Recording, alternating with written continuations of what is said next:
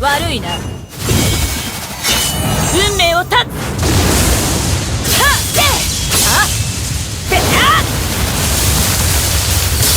How's it going, guys? We're going over the first non-FFBE exclusive CG character. This is going to be the first numbered title Final Fantasy CG character in FFBE, and I do believe that Alema said that they're going to be doing, at least one protagonist for each of the numbered Final Fantasy titles. So let's get our boy Noctis in there, make him real strong, right? So, but today's about Lightning here. So let's go over her kit, her TMR, all this fun stuff. As you can see, her trust ability up there is dual form, normal TMR, guys, plus 100% true dual wield.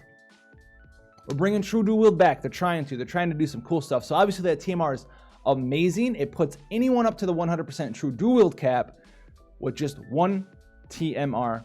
That's awesome. Just get one lightning to flash, as the name is called here. But her super TMR is also very good. It's slash dot, okay, which is Odin's two-handed sword thing that she gets when Odin does come out. That's her sprite she's riding on Odin.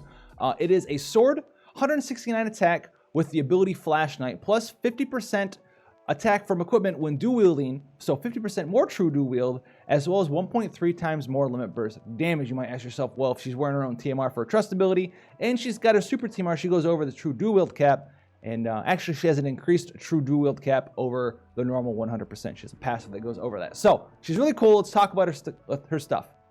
Even Flash, single turret 1.0 multiplier, with a single turret 1.0 physical attack, and another one, and then another one. So it's kind of like a flashy hit. She just hits 4.0 multiplier over time.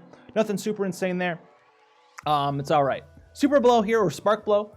If you used one of her cooldown skills later on, which we'll get to, spark blow, flame blow, frost blow, and wave blow versions 2, all will get a boosted effect. So if you use that cooldown skill, each of these will have this first effect, which is a single turret 2.4 multiplier with a 70% magic break for 4 turns. And then on the next turn, Spark Blow 2 will do a 70% attack break for 3 turns.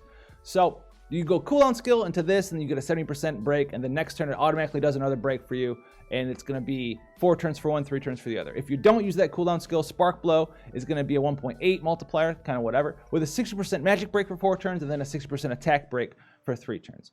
Breaking here is one hit, AoE 1 hit, 3.2 multiplier, physical attack, with self limit burst gauge fill plus 6. So if you're dual wielding, which you will on this unit, you're going to get 12 limit burst crystals there. Awesome. Flame blow 2, same thing. We're not going to explain how you have to use the cooldown skill over and over, but this one's going to be a 70% attack break immediately with a 70% magic break the next turn. All right, 70% or 60% based on whether or not you use the cooldown skill. Frost Brow, as they say here, is a 70% defense break and then a 70% spirit break. And then Wave Blow is going to be a spirit break and then a defense break. So pretty cool. She's got some breaking capabilities for her. Obviously, can't use them right away with the 70% because you have to use that cooldown skill first. But she does have a lot of cool uses. Now we have Shadow Charge here. Single turret, 7 hit, 2.5 physical attack with ignore 50% defense, so a 5.0 multiplier, as well as 75% lightning and peril for 3 turns as well. So pretty decent there. And the next skill here is an AoE 30 hit, 4.5 times multiplier physical attack. All right, so that's going to be Aurora Ray chaining frames. I do believe Shadow Charge is Divine Ruination / Holy Explosion, depending on how you know that name. The Olandu family chaining frame. Bang here is a single target, 1 hit, 2.75 multiplier with ignore 50% defense. Okay, so it's going to be a 5.5 multiplier. With self 50% damage modifier for one of her skills, and then a self 3-turn 100% damage modifier for another one of her skills. Now, she does have a lot of this stacking multiplier stuff. It's pretty strong. Her next skill, the Wingling Change, is a lightning element, 1 hit, 2.7 times multiplier with 80% lightning resistance and peril for 5 turns, and lightning imbue for 5 turns. Vacuum Breaking here, 7 hits, 0.5 multiplier, followed by a single hit, 4.5 times multiplier physical attack with single target 120% lightning resistance for 3 turns. Remember, these are all her 6-star skills, and I think this one is going to be not Divine Ruination chaining frame. I know it says 7 hits here. It's kind of messed up because it's a 7 hit into a 1 hit, so it's actually 8 total. So this should be Absolute Mirror of Equity or Absolute Tranquility chaining frame. So she's going to have 3 different chaining partners with Aurora Ray, Divine Ruination, and Absolute Tranquility frames. Lightning Strike is her first 7-star skill that she learns, and is a cooldown skill. It's a 3-hit, 1.1, 11.0 multiplier. Physical attack on a 1 turn cooldown available on turn 2. So you can't start the fight off with it. It doesn't chain very well. It's only a 3-hitter, but you can kind of chain finish with it pretty strong there. Power to resist destiny. All right. Self 150% attack for 3 turns, or for 11 turns, excuse me. I don't know why I said 3. Used to the 3-turn buffs. 150% attack buff for 11 turns, 100% damage modifier on one of her skills for 11 turns, 200% damage modifier on one of her stronger skills, as well as change and vacuum break for 11 turns. And then a 500 MP heal over 10 turns, so 50 MP a turn, on a 14 turn cooldown available on turn 1. So very strong. She gets those buffs up. Power to reset destiny or resist destiny, 150% attack buff with those damage modifier increases are very strong. Then we have Optima change, attacker, self 200% attack buff for 11 turns, 75% damage mod for shadows or changes and bangs. All those are translated skills, and as well as one of the untranslated skills for 11 turns. So low multiplier increase there, but remember a lot of her skills have 50% ignore defense, so this is basically 150% damage modifier increase. Then a self 150% damage modifier increase on Thunderfall. All right, the Wangling change, the vacuum break, the lightning strike for 11 turns as well. On a 9-turn cooldown, you can also use this on turn 1. So a very nice attack buff, as well as some very nice multiplier increases as well. Now we have Optima change, a blaster. Now this is the cooldown skill I was talking about before that increases, her version 2 of the elemental breaks and debuffs, the ones that would go from a 60% break up to a 70% break. So this is a cooldown skill. AoE 60% attack, defense, magic, and spirit break for 1 turn. 300% limit burst fill rate for 1 turn on a 1-turn cooldown, available on turn 1. So you can use this almost indefinitely. Keep those breaks up, or it's going to break for you right away, and then next turn, if you want to, you can go ahead and use the other breaks. Get you that nice 300% limit burst fill rate because her limit burst is very strong. Now we have Rush Assault here. Spammable skill, single target 7 hit, 0.5 multiplier physical attack with ignore 50% defense. So it's going to be a 1.0 multiplier before you get the damage mod increases on it. With a single target 1 hit, 2.5 physical multiplier with ignore 50% defense. So it's going to be a 5.0 before you get the multiplier increases on it from the other skills, as well as a self 1.0 multiplier damage mod on a skill for 3 turns. And this is an 8-hit skill, so this should be absolute tranquility chaining frames as well. And we have Scene Drive here, AoE 30 hit, 8.0 multiplier physical attack with ignore 50% defense, so a 16.0 multiplier right there. Self limit burst gauge plus 30 flat.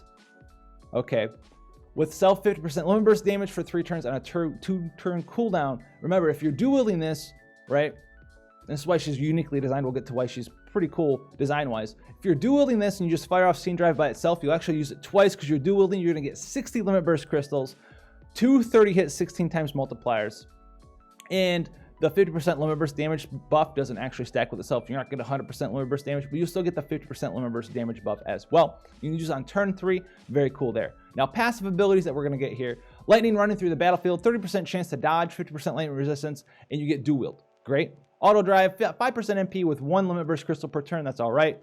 Earth shield, 20% defense, 20% spirit, and cast 10% damage reduction at the start of the battle permanently. So she just takes 10% less damage with that buff. And I think it's like a special buff. I don't think it's like damage mitigation buff. I could be wrong on that, but it might stack with everything, it might not. Those who keep looking for hope, 20% HP, 20% MP, and immune to blind, paralyzed, and confusion. Super awesome there. Blind, paralyzed, and confusion, awesome. Only thing that really needs to worry about here is like what, sleep and petrify. So that's pretty good there. W blow, use 2 in a turn, flame blow 2, frost blow 2, spark blow 2, and wave blow 2. Okay, so that's pretty cool to go ahead and use that cooldown break, and then next turn go ahead and use like the 70% break with another 70% break. Pretty cool design there, so she can be your breaker for you. 60% turn 1, get some more breaks out on turn 2. Endless Blade here goes on ahead and allows you to increase your maximum true dual wield to 200% and allows your unit to reach a total of a 6 times chaining modifier max instead of a 4 times mod that we're used to when using 2 one-handed weapons. So this allows her to, benefit a lot more from chaining, from using 2 different weapons, from dual wielding than any other unit so far really in the game. There are only a couple other ones at this point. I think like Pyroglacial Lastwell has something like this, as well as CG Reagan over in JP now. So this is their way to make chaining with a dual wield unit, kind of catch them up or surpass some of your double hand units in the game here. And remember, if you build the chain up to a 6.0 multiplier, you have to have this sort of a passive to chain finish with a 6.0 multiplier. What I'm saying is like you can't use, you know, a lightning and someone else to build a multiplier up to a 6.0 and then chain finish it with like CG Jake or something. CG Jake's only going to get the 4.0 multiplier max because he does not have a buff in his passive kit like this to get that 6.0 multiplier. Power Cause of Miracle is next. It's 25% attack when equipped with a sword, 25% when equipped with a gun, and 50% true dual wield. So if you have her normal TMR and her super TMR in this passive, you're already at the 200% true dual wield bonus. Invitation to Valhalla is 30% attack and 50% bonus from Esper stats. This is absolutely huge. It's going to be nice, sizable amount of extra stats. You know, it's not going to be anything insane, but remember, it does allow you to get some more attack, defense, magic, and spirit after you've already hit the 400% cap. Counter Current Mine has 20% a chance to counter either physical or magical damage with 100% lightning imperil, so that's all. It's okay. Nothing insane there. Sister of the Sword, 30% attack, defense, magic, and spirit. 50% damage modifier for one of her skills, 100% damage modifier for another one of her skills, including change in the timing Wanglei charge and vacuum broken and blade and stuff like that, and 2 limit burst crystals per turn. And then this one's really cool here, the Liberation of Power. All right, at the start of the battle, and I think this means every wave too, because battle start procs on waves. So if you have like multi-wave bosses, you know, release the Cast of Force, which is going to give you instantaneously, as soon as the battle start or the wave starts, 30 flat limit burst gauge crystals to your LB gauge. Awesome. 20% HP passive, and then the branding of Rusi. I think this is the branding of Lucy. 20% HP, 20% MP, another 0.25 damage modifier for one of her skills, 1.0 mod on vacuum break and stuff like that. 25% more attack when equipped with a sword or a gun. So you want to use, you know, ideally her super TMR or some sort of sword and like a gun, you know, olive gun, something like that. Pretty strong there. She does have Thandaga, Kiraga, full life. And then I don't know what this is called, but AoE of 40% resist all elements for 3 turns. This is like Imperial Aga. It's probably Imperialga. Actually, yeah, it's Imperilga. That's what it is. And then some of her linked abilities are going over here, the stuff we already covered. Let's get down to her limit burst here. You can see her nice, cool looking sprite. She actually rides Odin. Pretty neat there. And then limit burst mod is the knotted sword.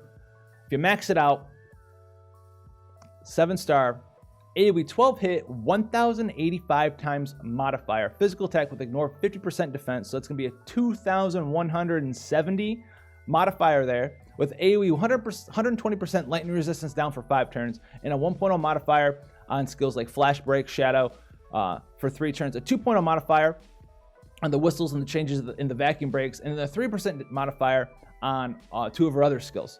And remember, she has that cooldown skill that gives you a 50% limit burst damage bonus. So she's going to have, with that up, not a 2170 mod, but like a 3,100, 3,200 modifier here. Pretty cool there. The one thing I did wish that they did do is they gave her dual cast for her blows, the flame blow, frost blow, spark blow, and wave blow. It would have been really cool if they just gave her dual cast, period.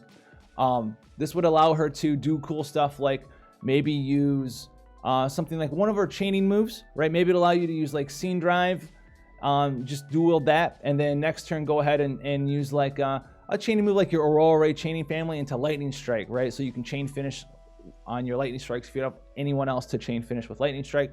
But that being said, it's pretty cool. She does have some nice supportive capabilities and does look like she's going to be doing a lot of damage. Having 60% breaks on turn 1, followed up by 270% breaks for the next 4 turns. You go ahead and use her cooldown skill, and then maybe you Spark Blow, Frost Blow, right? So you go ahead and you give Spark Blow and then Frost Blow, give him that magic and defense break, and then next turn he's going to get the attack and the spirit break. Or if you really want attack and magic break right away on turn 2, you go ahead and use Spark Blow and Flame Blow, and that way you get the 6% turn 1 into double 70% turn 2 into more 70% breaks after that. So pretty cool there. She looks like she's going to be very fun to use. I want to see her in action, and she might help some other units just by her TMR existing and her super TMR existing. Down the road, be very good true dual wield units. So that's going to be it for Flash Lightning. I think that's going to be her name, Riding Odin. Hopefully you guys enjoyed this. If you want to see more sneak peek content, go ahead, leave a like. It helps out a lot. Lets other people enjoy the channel. Lets you guys tell me whether or not you like the content and stuff like that. If you want to see previous content for the different sneak peek series, go ahead and check that out in the playlist section for the sneak peeks. If you want to see future content, go ahead and hit that sub button to be notified when my content does come out, and I'll see you guys in the next one.